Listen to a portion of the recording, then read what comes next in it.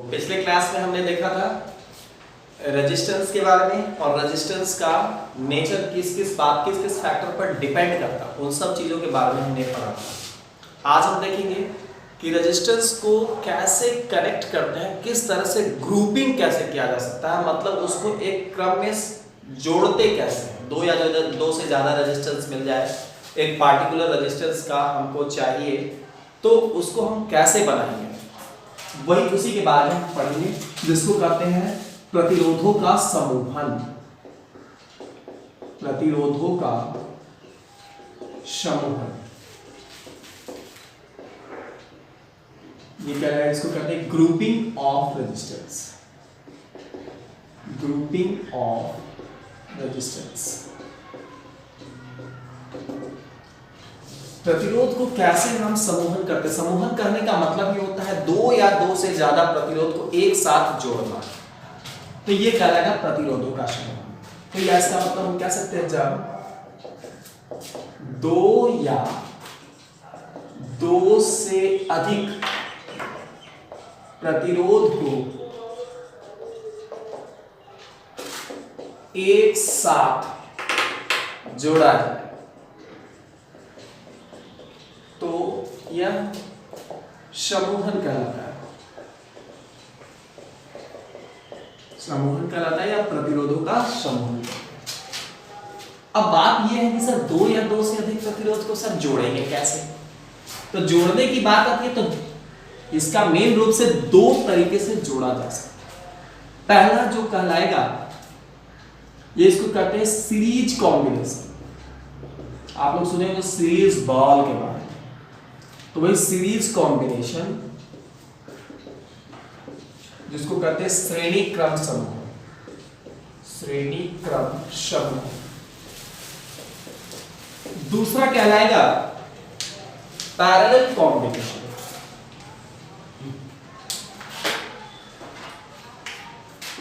Parallel combination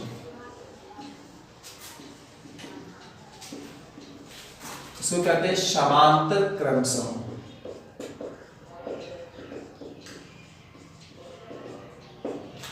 एक श्रेणी क्रम समूह, दूसरा समानांतर क्रम समूह। दोनों में क्या बेसिकली डिफरेंसेस है, इसके बारे में आपको श्रेणी और समानांतर के बारे में हम जब ओम्स लॉ बताया, इससे पहले करंट में एमीटर और वोल्टमीटर के बारे में कुछ बताया था कि उसको एमीटर से करंट मेजर करते हैं, वोल्टमीटर से वोल्टेज मेजर करते हैं, तो उस समय भी थोड़ा इंट्रोडक्शन दिया था। आज फिर से इसको डिटेल्स में हम देखेंगे कि सीरीज कॉम्बिनेशन कैसे करते हैं, पैरेलल कॉम्बिनेशन कैसे करते हैं और इन दोनों में बेसिकली डिफरेंस कहाँ है।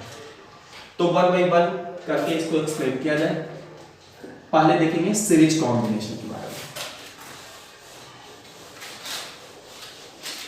तो फर्स्ट हेडिंग ये होगा सीरीज कॉम्बिनेशन। अब दो या दो से रेजिस्टेंस को हम कैसे प्रेजेंट करते हैं। रेजिस्टेंस क्या करता था, तो करंट जब किसी कंडक्टर से फ्लो कराते थे, करंट का अपोज करता था।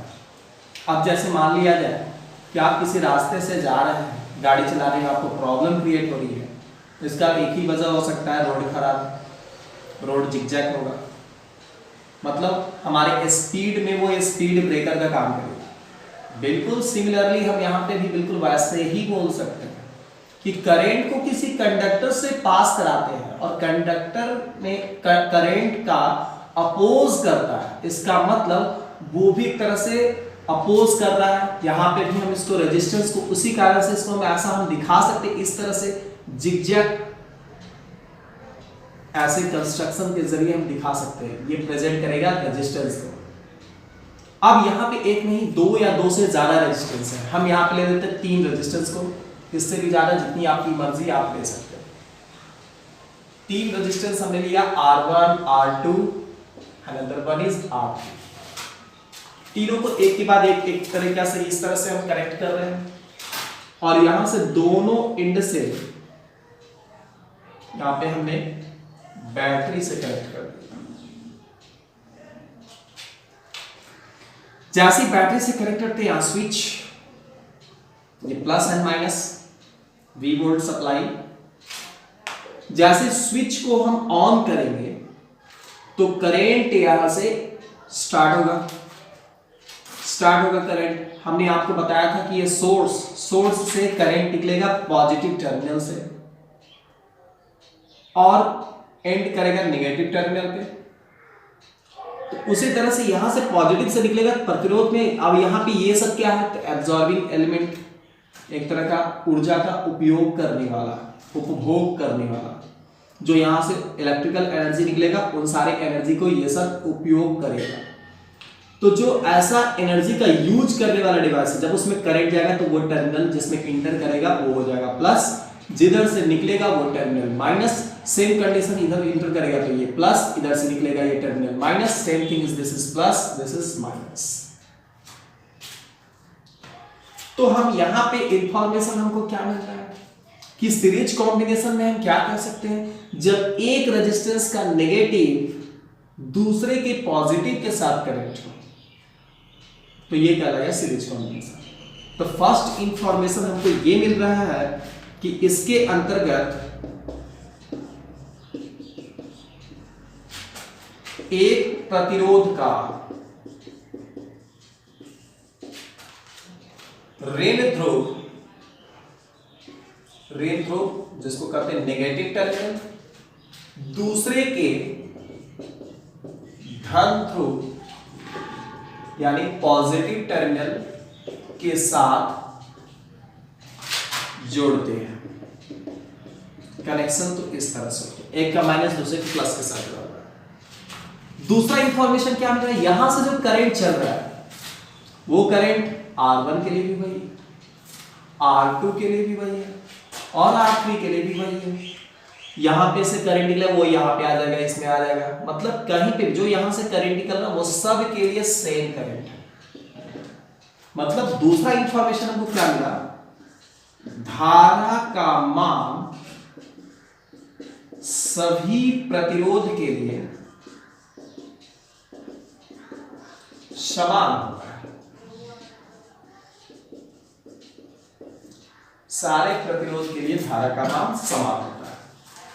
बिल्कुल अगर मान लिया कि यहां से एक बड़ा सा टैंक है पानी का, पूरा पानी भरा हुआ, एक नल यहां पे लगा दिया गया जिसको हम टैप से यहां से कनेक्ट कर दिया है स्विच, और यहां पे छोटा छोटा कंटेनर है अलग अलग साइज का।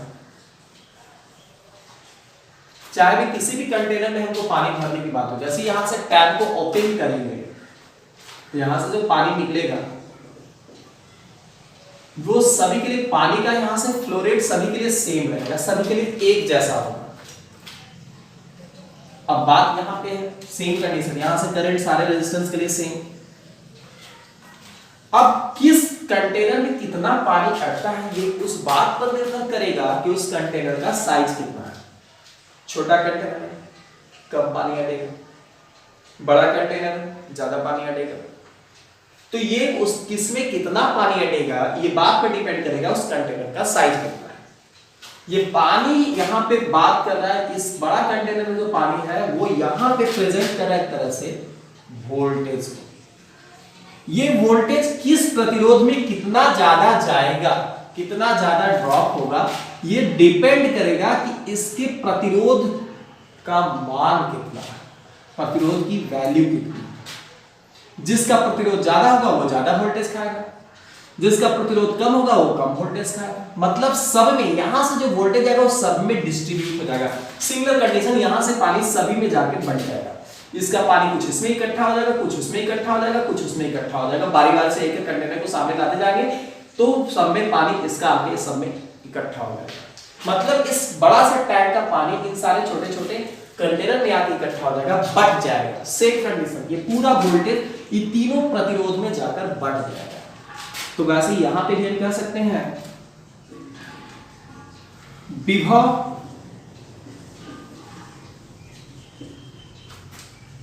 का मान सभी प्रतिरोध में अलग अलग होता है तथा बढ़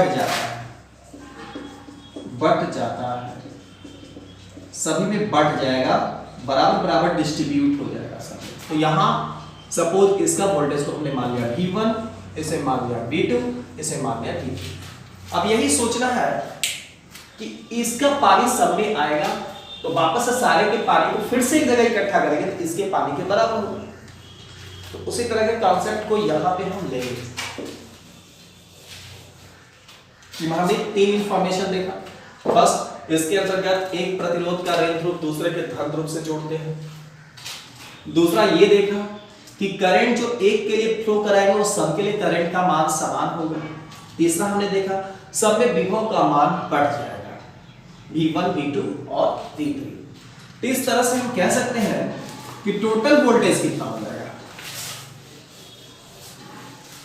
तो टोटल वोल्टेज की बात करें V, ये तीनों के सम के बराबर हो गया, यानी कि V is equals to according to figure हम कह सकते हैं V is equals to V1 plus V2 plus V3। ये अकॉर्डिंग टू दिस कॉन्सेप्ट हम ऐसा लिख सकते हैं। तीनों वोल्टेज को जोड़ेंगे तो इसके वोल्टेज के बराबर। अब यहां पे करें ओम के नियम के अनुसार, हम पढ़ चुके हैं V बराबर IR, V is equals to IR। तब यहां पे कह देंगे V1 की वैल्यू क्या होगा सर, यहां से तो करंट I आ रहा है, रेजिस्टेंस R है, तो इसलिए V1 की जगह हम लिख सकते हैं IR1। वैसे कहेंगे V2 के बराबर क्या होगा, तो V2 is equals to IR2। वैसे हम कहेंगे V3 के लिए कितना होगा सर, तो V3 के लिए कहेंगे I current R3 resistance IR3। अब इस तीनों की जो वैल्यू आई है इक्वेशन फर्स्ट में पुट कर देते हैं। तो कहेंगे फ्रॉम इक्वेशन फर्स्ट V के प्लेस में IR, V1 के प्लेस में IR1, V2 के प्लेस में IR2 और V3 के प्लेस में IR3। हम देखते हैं सबका I कॉमन ले लें, तो यहां से होगा I common, R1 plus R2 plus R3, ये I से I सामने सामने कैंसिल कर देंगे। देन R इक्विवेलेंट जो टोटल R रेजिस्टेंस होगा वो कितना होगा, R1 plus R2 plus R3। अब सोचने वाली बात ये है कि तीन रेजिस्टेंस है तो R1 plus R2 plus R3 total resistance. 4 होता तो R4 आ जाता, 5 होता तो एक R5 किया जाता, 6 होता एक R6 भी आ सकता। वैसे ही सोचेंगे कि यदि इसमें n प्रतिरोध जोड़ा जाए तो उस कंडीशन में R जो होगा, R इक्विवेलेंट कितना होगा, तुल्य प्रतिरोध R1 plus R2 plus R3 plus R4, कहां तक, n तक, ऐसे हम जोड़ सकते हैं। अब हम ये सोचते हैं कि अगर सारे के सारे प्रतिरोध की वैल्यू बराबर हो जाता है तो नेक्स्ट कंडीशन यहां पे बिठा दें,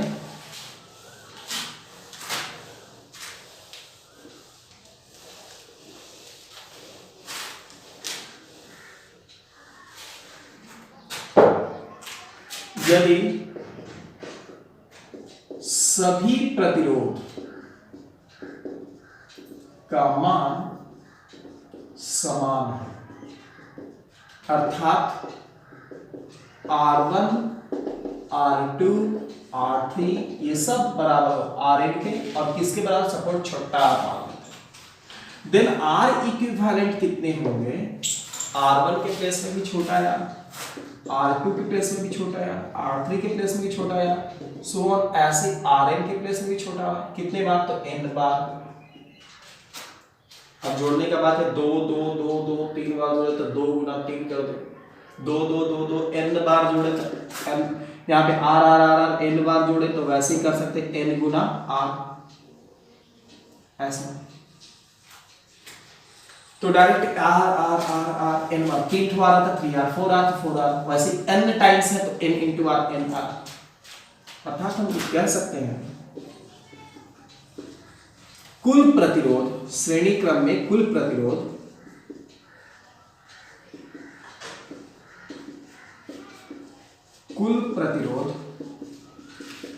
यहां से एक कंक्लूजन ये निकला फाइनली हम यहां से देख रहे हैं कि n टाइम्स हो गया, एक इंडिविजुअल रेजिस्टेंस का वैल्यू r, टोटल रेजिस्टेंस की वैल्यू n into r, यानी n से मल्टीप्लाई होगा तो ऑब्वियसली वैल्यू को हम कह सकते हैं कि बड़ा हो गया है।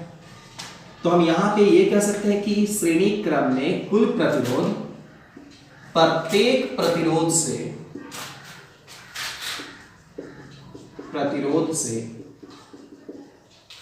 बड़ा होता है।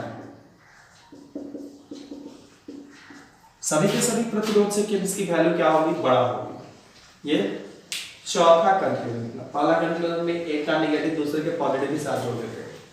दूसरा हमने देखा सभी में धारा का मान समान होता है। तीसरा हमने देखा सब में विभव का मान अलग अलग होता है और वो बढ़ जाता है टोटल विभव से।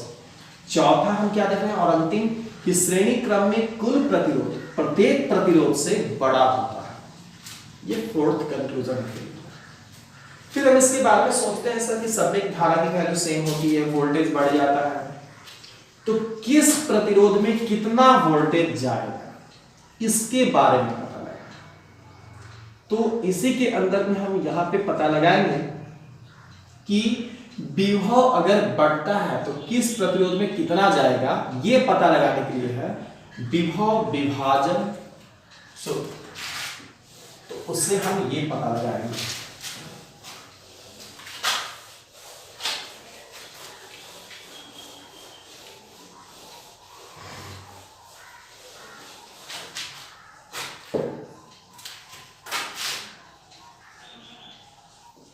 विभव विभाजन सूत्र, वोल्टेज डिवीजन,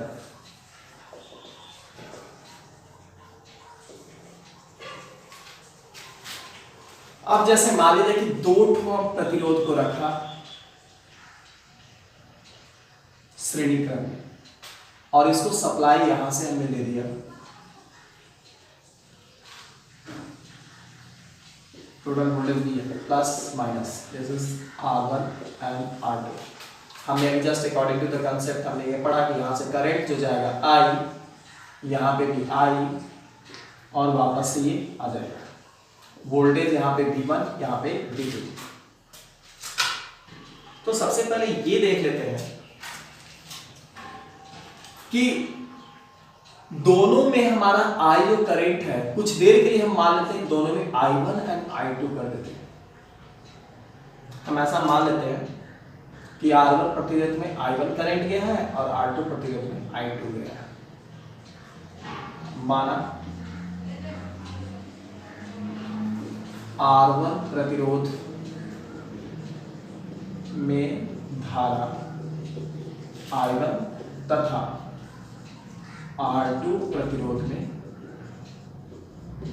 धारा I2 प्रवाहित होता है कुछ देर के।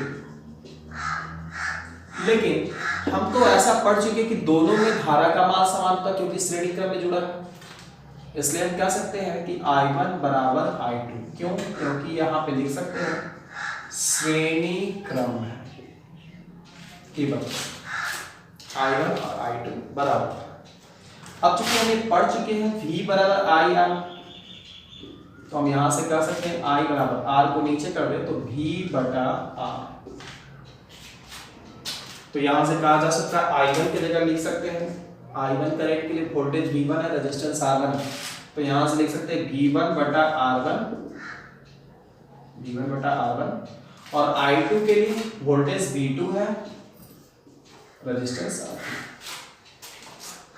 अब किसी एक की वैल्यू दूसरे के फॉर्मेट में पता कर लेंगे।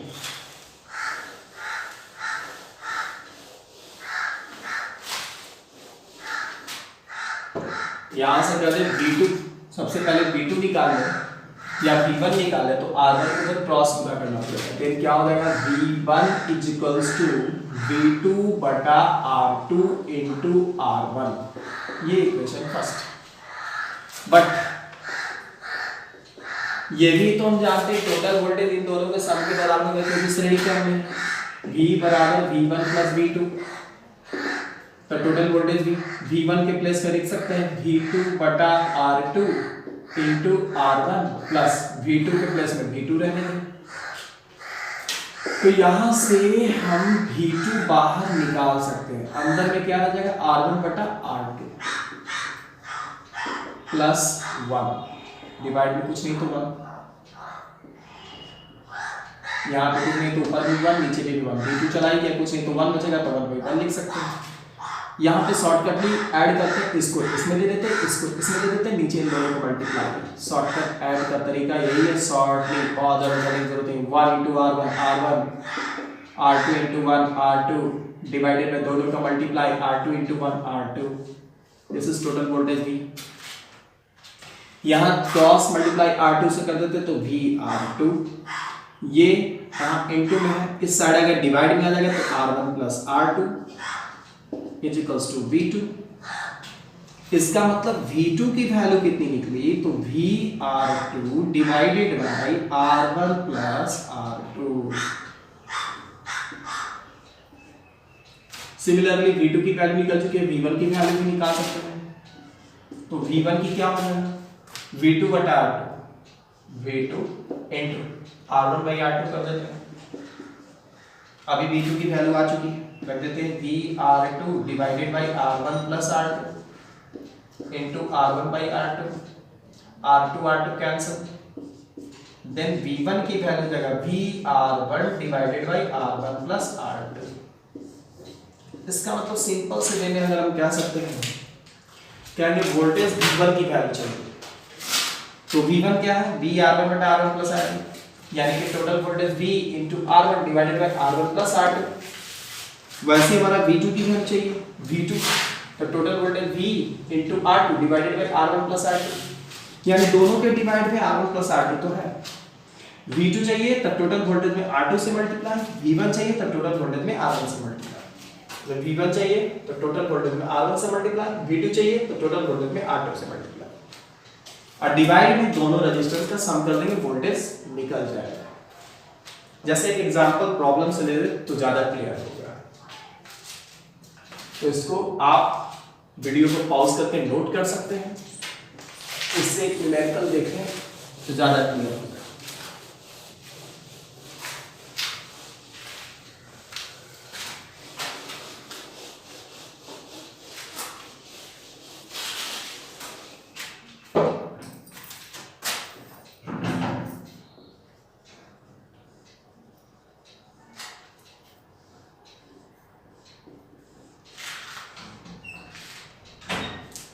सपोज यहाँ पे 12 ओम, यहाँ 18 ओम, नीचे 30 वोल्ट ऐसा दिया हुआ।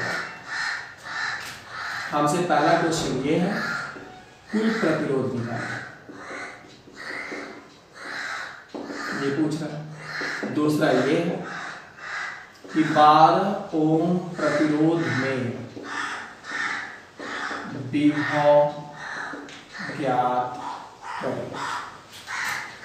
तो सबसे पहली बात है इस क्वेश्चन को सॉल्व करने के लिए, जिसको आ सकता है खुद से लगता है ट्राई कर सकते हैं, तो वीडियो को रोक करके आप खुद से पहले बना करके देख लो, और जिनको लगता है कि नहीं हम पहले हम सीखना है तो कंटिन्यू करें।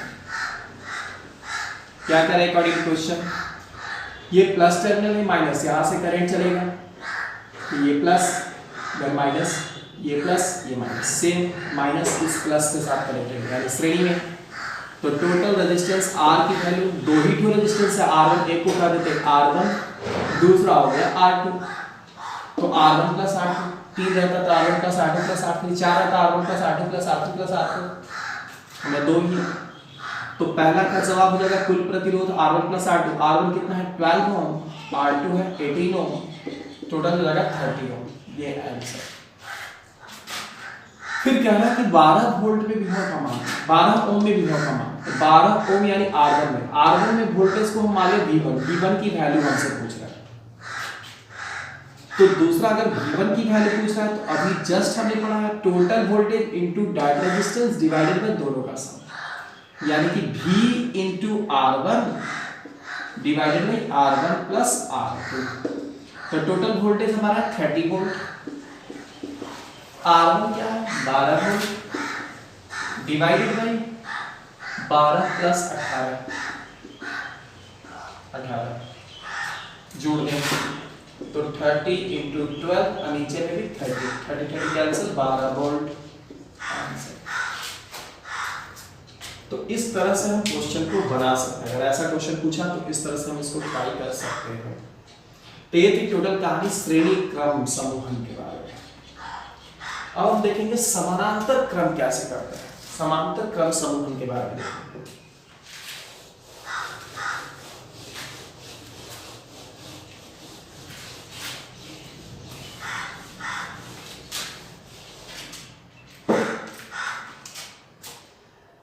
दूसरा था पैरेलल कॉम्बिनेशन,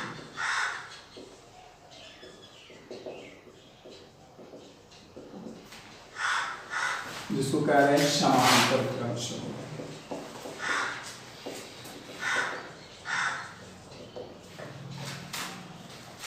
समांतर क्रम समूहन इसमें भी वैसे ही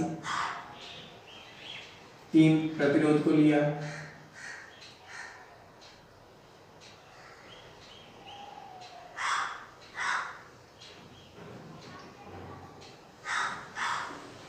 तीनों रेजिस्टेंस को कुछ इस तरह से कनेक्ट कर दें।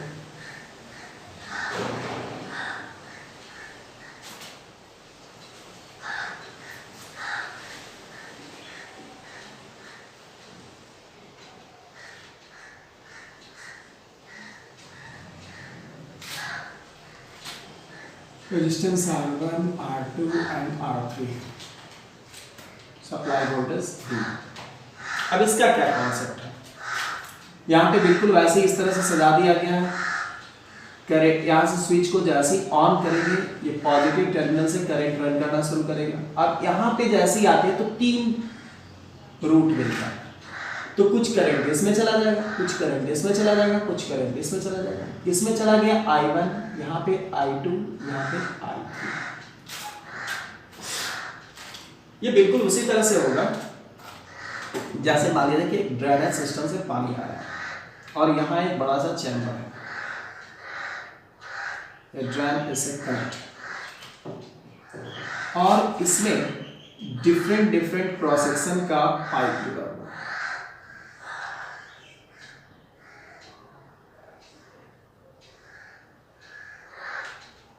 यहां से टोटल वाटर आ रहा है। अब जिसमें ज्यादा एरिया है उसमें पानी ज्यादा जाएगा, जिसमें कम है उसमें थोड़ा कम जाएगा, जिसमें सबसे कम है उसमें सबसे कम जाएगा।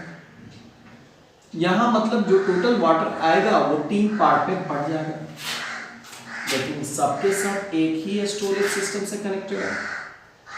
मतलब जो कहीं पे स्टोर होगा वाटर का वो एक ही, जितने भी यहाँ पे पाइप है सब एक ही वाटर स्टोरेज से कनेक्टेड है।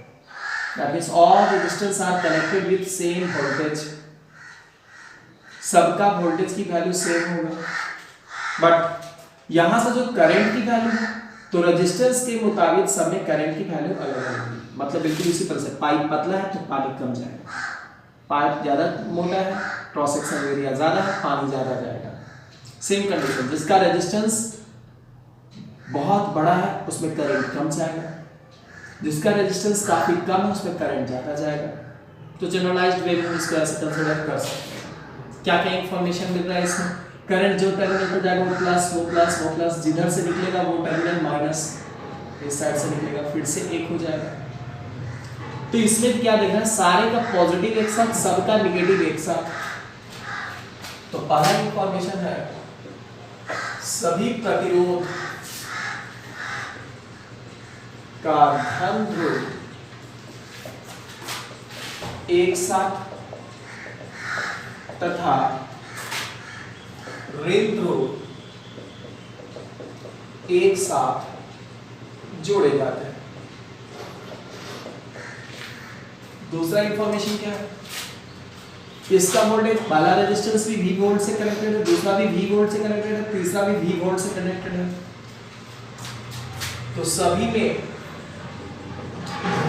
विभव का मान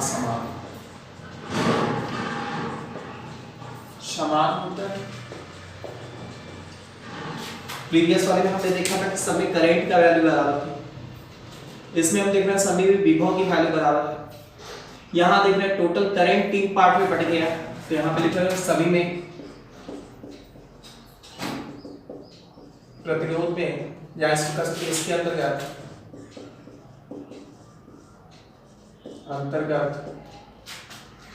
धारा विभाजित हो जाता है।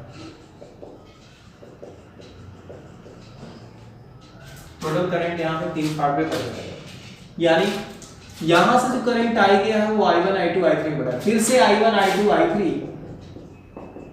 ये तीनों O करके फिर I के बराबर है। इसका मतलब हम कह सकते हैं अकॉर्डिंग टू फिगर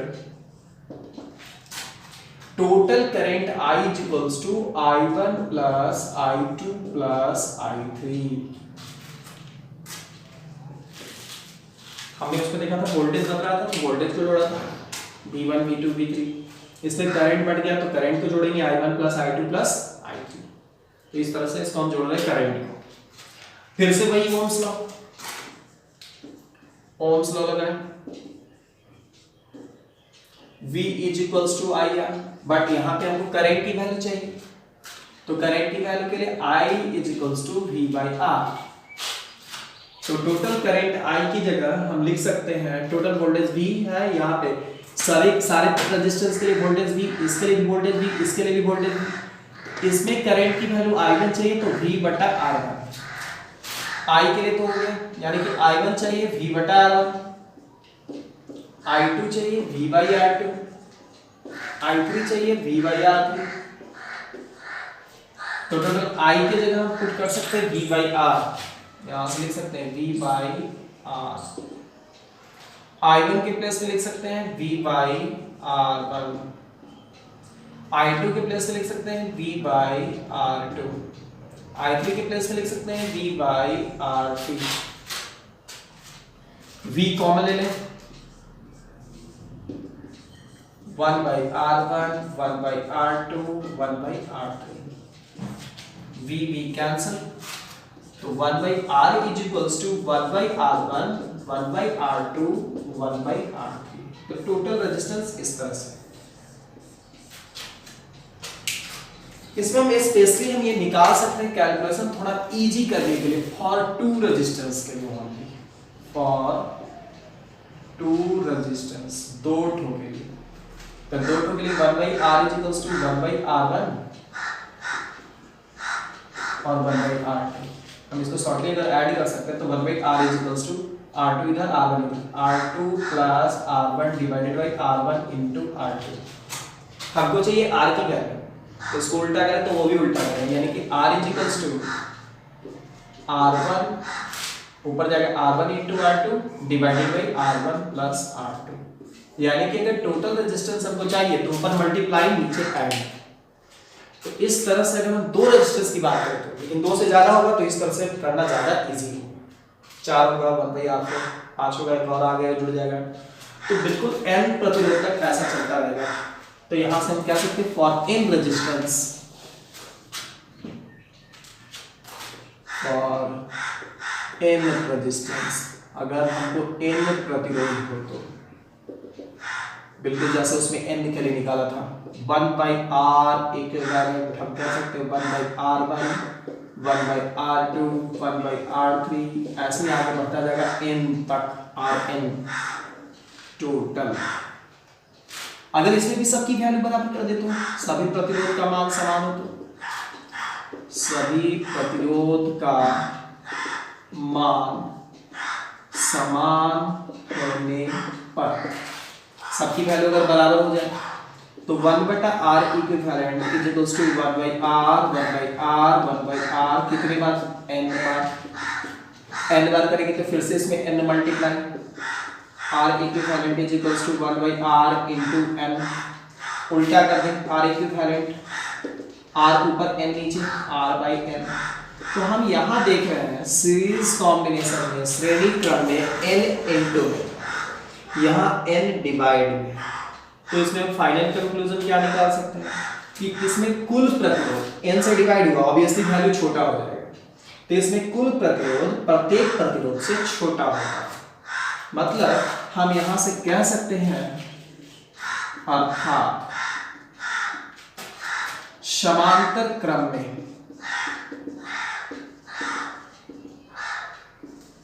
कुल प्रतिरोध प्रत्येक से छोटा होता है। The final conclusion. तीन उसमें भी, चार इसमें भी, चार उसमें भी। उसमें m टाइम्स हो रहा है तो बड़ा हो रहा था, यहाँ पे n से भाग हो रहा है तो छोटा हो जा रहा है, तो कुल प्रतिरोध यहाँ पे छोटा हो जा रहा है। अब उसमें हमने देखा था क्या चीज कि टोटल वोल्टेज बढ़ जाता था, टोटल पोटेंशियल सारे रेजिस्टेंस से बढ़ रहा था, यहाँ पे करंट बढ़ रहा है। अब हमको ये पता करना होगा किस रेजिस्टेंस से कितनी करंट जाएगी। तो श्रेणी क्रम में हमने जैसे विभव विभाजन लिया था, तो यहाँ पे हम करेंगे क्या चीज, धारा विभाजन से कैसे उसके बारे में। अब धारा किस नियम के आधार पर विभाजित होगा।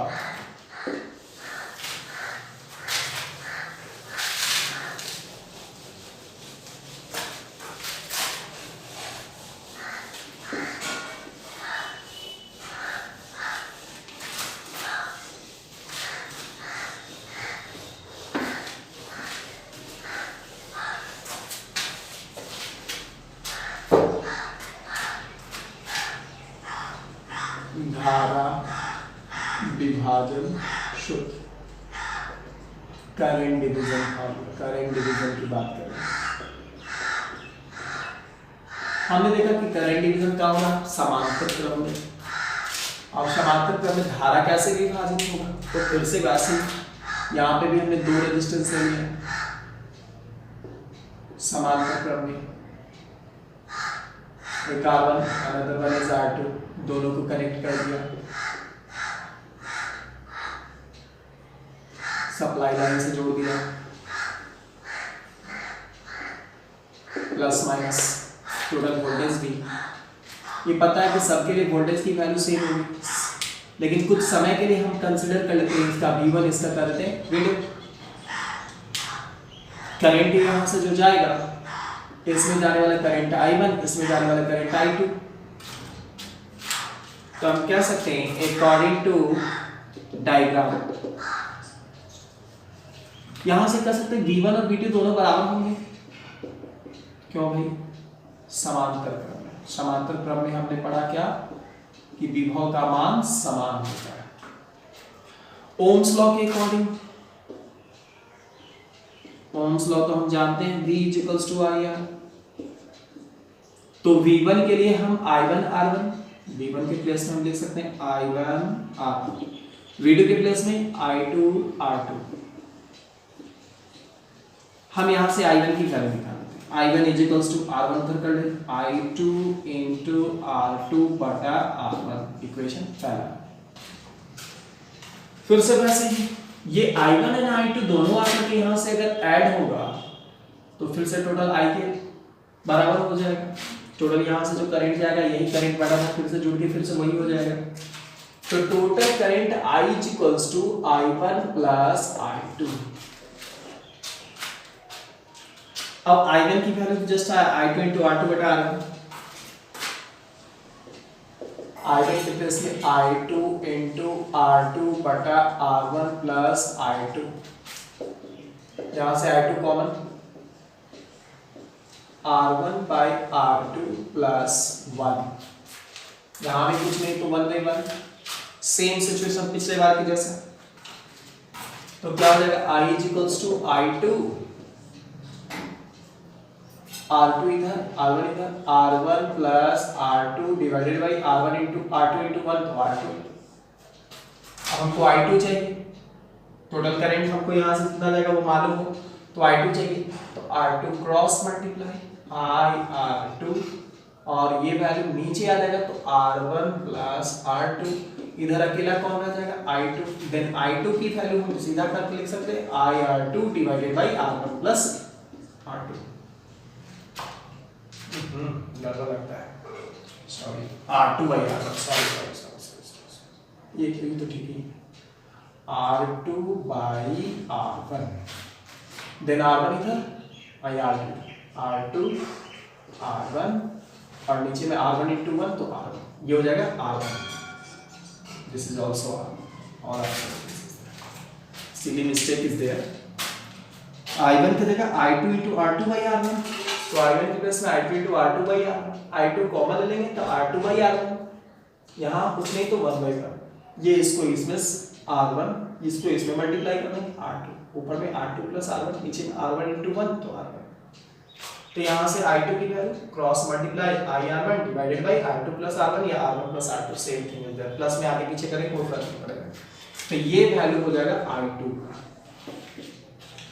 अब हमको चाहिए I1 का, तो जाएंगे I1 के लिए, I1 के लिए हमने क्या पढ़ा, I2 into R2 divided by R1, तो I2 की वैल्यू जस्ट आया IR1 divided by R1 plus R2 into R2 by R1, R1 cancel, total I1 की value IR2 divided by R1 plus R2, ये टोटल वैल्यू आ गया I2। दोनों में फर्क कितना ही है, वोल्टेज डिवीजन वाले में V1 चाहिए था तो VR1 होता था, V2 चाहिए था तो VR2 होता था, यहाँ उल्टा I2 चाहिए तो IR1, I1 चाहिए तो IR2, मतलब जिसमें करंट चाहिए टोटल करंट को उसके अपोजिट वाले रेजिस्टेंस से मल्टीप्लाई डिवाइडेड बाय दोनों का सम, I2 चाहिए I into R1 divided by R1 plus R2, I1 चाहिए I into R2 divided by R1 plus R2, both नीचे की वैल्यू दोनों में same R1 plus R2, voltage वाले में करंट वाले, तो ये हो गया हमारा वोल्टेज डिवीजन रूल और करंट डिवीजन रूल। इससे रिलेटेड एक न्यूमेरिकल देखते हैं।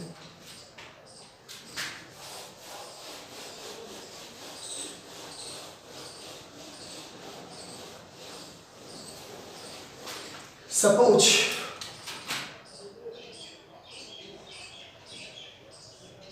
ऊपर 5 एम्पियर 5 ओम सॉरी ये 10 ओम, इसमें सप्लाई करंट की वैल्यू 12 एम्पियर। अब हमको ये पूछ रहा है कि इन दोनों में करंट कितना जाएगा, 5 ओम तथा 10 ओम में धारा का मान ज्ञात करें। ऐसा सपोज 5 ओम वाले को हम मान लेते हैं R1 और इसको मान लेते हैं R2। इन दोनों में करंट कितना जाएगा, मान लिया I1 और इसका करंट को मान लिया I2, और उनको I1 I2 की वैल्यू निकालनी है। पहले एज्यूम कर ले, बिल्कुल उसके बाद ऐसे चल सकते हैं। तो अकॉर्डिंग टू क्वेश्चन हमको I1 चाहिए, तो I1 का फॉर्मूला हमने पढ़ा है IR2 divided by R1 plus R2, और I2 की फॉर्मूला क्या है IR1 divided by R1 plus R2।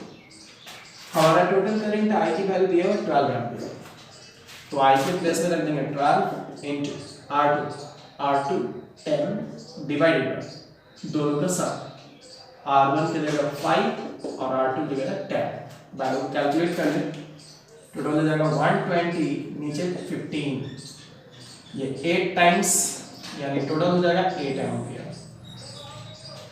इसमें भी वैसे I की value 12 ampere, R1 5 divided by 5 plus 10, total हो जाएगा 60 डिवाइडेड बाई 15, काट कर लेंगे 4 एम्पीयर। तो कितना में किसमें कितना करंट जाएगा, इस मेथड के जरिए हम ये पता कर सकते हैं। तो आज की क्लास में हमने यही देखा कि श्रेणी क्रम क्या है, समानांतर क्रम क्या है, उसके बाद श्रेणी क्रम में क्या चीज समान होता है। श्रेणी क्रम में हमने देखा करंट की वैल्यू सेम, विभव बढ़ जाता था। समांतर क्रम में हमने देखा वोल्टेज विभव की वैल्यू सेम, वोल्टेज की वैल्यू सेम, करंट बढ़ जा रहा है, कितना कितना किसमें जा रहा है वो भी वैल्यू देखा। तो आज की क्लास के लिए ये टॉपिक इतना तक हम देखेंगे, अगले क्लास में फिर देखेंगे श्रेणी और समानांतर में क्या डिफरेंसेस है और इलेक्ट्रिकल पावर के बारे में स्टडी करेंगे। आज के लिए इतना तक, थैंक यू, धन्यवाद।